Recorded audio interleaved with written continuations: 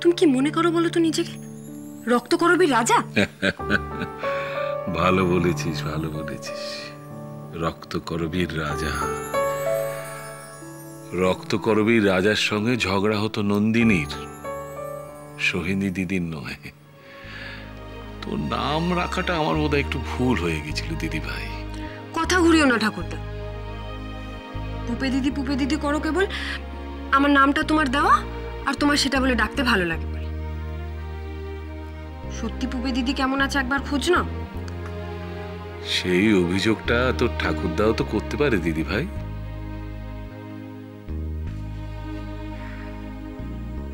আমি কিচ্ছু বুঝতে পারছিলাম না ঠাকুরদা।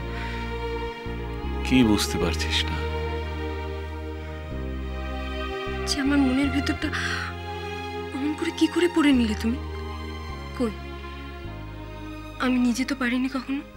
পড়াটাই যে আমার কাজ, একরকম চাকরি বলতে পারিস।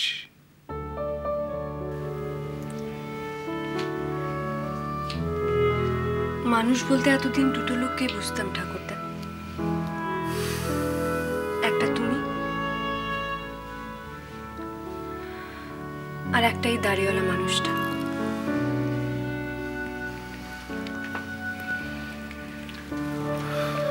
মাঝে মাঝে মনে হতো এপিট আর ওপিট, একজনকে দিয়ে আরেকজনকে বুঝি, আর অন্যজনকে দিয়ে এই মানুষটাকে চিনতে পাই। তোমাদের দুজনের বাইরেও যে একটা মানুষ থাকতে পারে, যে ওই লোকটার বইয়ের নায়কগুলোর মতো, কিন্তু আরো অনেক বেশি রক্ত মাংসের। এটা কোনোদিন বিশ্বাসই করিনি। এখন বিশ্বাস করিস? এটাই আশ্চর্য ঠাকুরদা, ওমায় বিশ্বাস করিয়ে ছাড়ল। আমার ইচ্ছের বিরুদ্ধে যে কেউ কোনোদিন আমায় কিছু বিশ্বাস করাতে পারে, এটা আমি কোনোদিন ভাবতেই পারিনি। হয়তো সত্যি তোর ইচ্ছেটা বিরোধিতা করছিল না, করছিল তোর জেদ।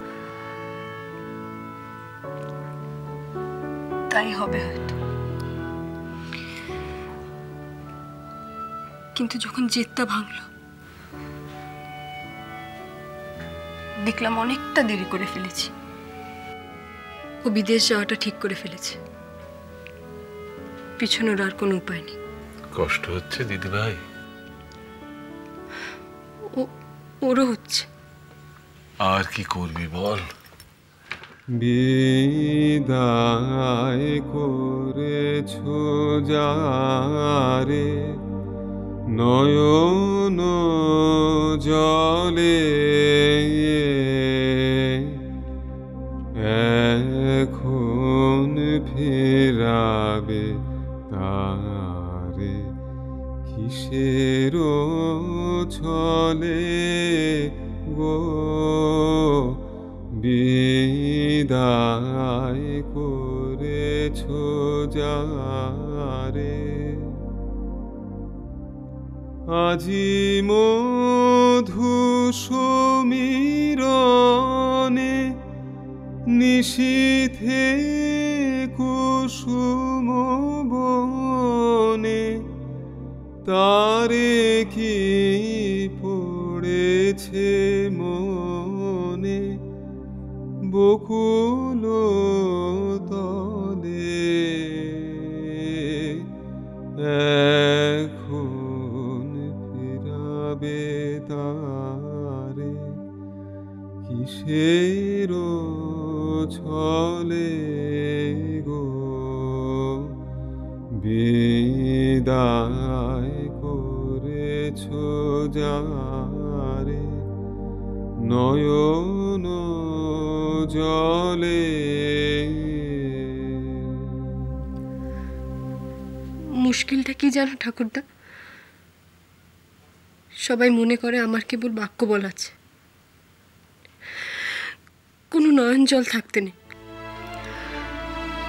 মাও এটা মনে করে। এত কষ্ট পেয়েছিস দিদি ভাই, একবারও বলিসনি আমায়? আসবো, তোমার কাছে আসবো ঠাকুরদা। ও চলে গেলে বড্ড একা হয়ে যাবো হঠাৎ, তখন তুমি আমার পাশে থেকো।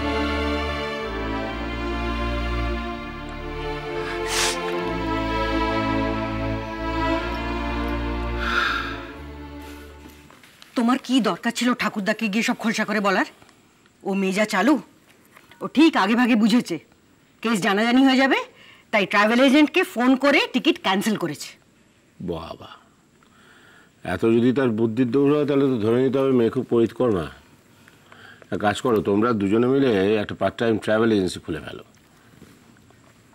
তাহলে আমার আর দ্বীপের ওই 11th আওয়ারে টিকিটের প্রবলেমগুলো তোমরা সলভ করে দিতে পারবে।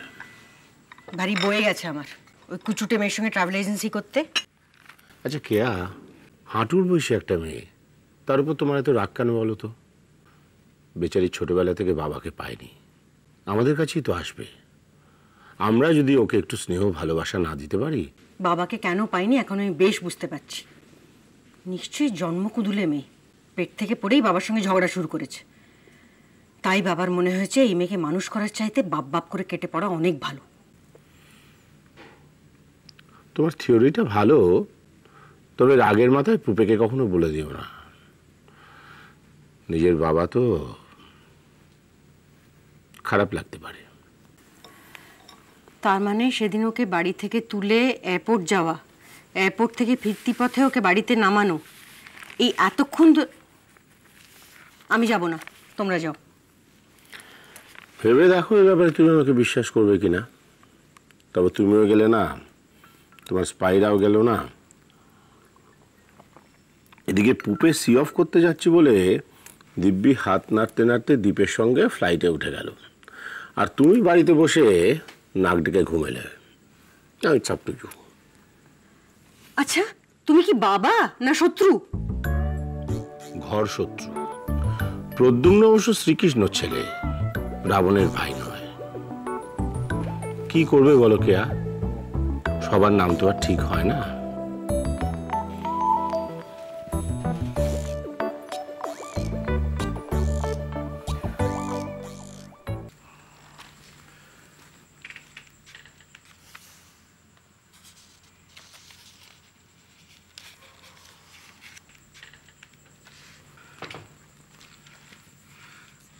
বাবা,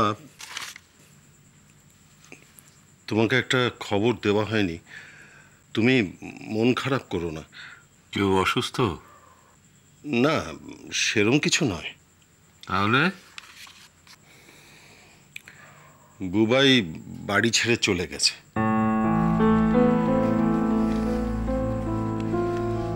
কবে?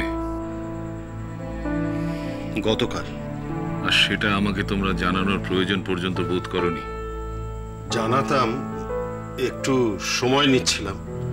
যে নিজেরা ধাতস্থ হয়ে তারপর দুঃসংবাদটা আমাকে দেবে, তাই তো? অন্যায় হয়ে গেছে বাবা। আসলে ও যে এরকম একটা কাণ্ড হঠাৎ করে বসবে, আমি তো। হঠাৎ করে কেউ বাড়ি ছেড়ে চলে যায় না নিখিল। কি হয়েছিল? একটু কথা কাটাকাটি হয়েছিল। কেবল? বলতে গেলে সবটাই বলতে হয়। বুবাই আমার নাতি নিখিল, ও হতে পারে তোমার ছেলে, কিন্তু আমার নাতি। আমি নিশ্চিত করে বলতে পারি যে বুবাই এমন কোনো গর্হিত কাজ করবে না যেটাকে আড়াল করবার আমার কাছ থেকে তোমাদের প্রয়োজন আছে। কি কথা কাটাকাটি হয়েছিল?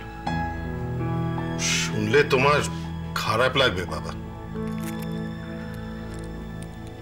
আমার সন্তানেরা যে সারা জীবন আমাকে সুসংবাদ দিয়ে এসেছে, কথাটা তোমায় কে বলল? গানের পারে